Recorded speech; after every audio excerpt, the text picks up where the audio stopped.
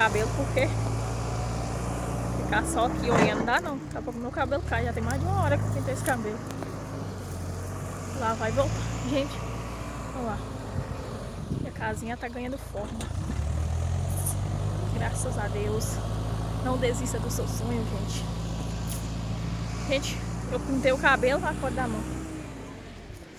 Agora eu não sei o que fazer pra tirar a tinta da mão. Até as unhas, gente. Minha unha tava tão bonitinha. Gente, se vocês tiverem dica, vocês me mandam aí.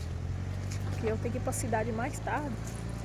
E não sei o que fazer pra tirar. Se não tirar, não tem como é que eu vou pra cidade desse jeito. Tá feia mesmo, gente. É que quando eu fui pintar não tinha luva, então eu fui passando de qualquer jeito.